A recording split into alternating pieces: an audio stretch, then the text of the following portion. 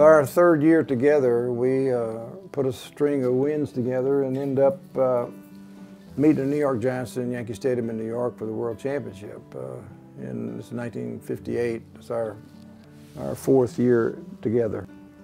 So I think what I learned later is our head coach instructed John to throw a lot. And so during the game, he threw a lot. And we were up against the #1 defense in the league. Tom Landry was their defensive coach. It was a very, very close game, but I think the most dramatic part of the game came down to a last 2-minute drive. You know, we had, I think, a minute and a half left in the game. We were behind 17-14 and 80 yards out, and Unitas went to work.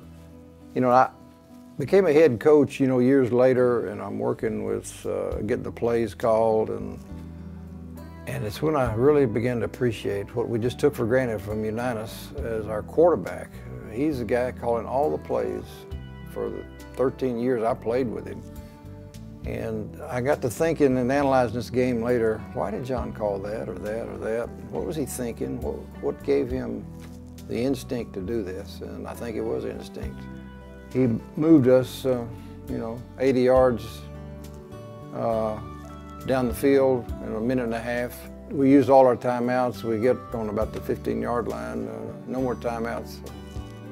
Coach Eubank had rehearsed our field goal substitution situation in a case like that. So when we got to the 15-yard line, the field goal team runs on and the offensive people run off, clock's moving, and our field goal kicker lines up and puts that ball through there, ties up the game 17-17 with 7 seconds on the clock.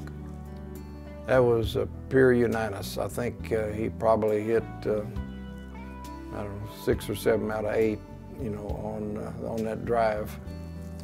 It was a classic 2-minute situation with all the chips on the table. Then we got the ball in overtime, and first time we got it, we moved it, I think, all 75 yards into the end zone, 13 plays to win the game.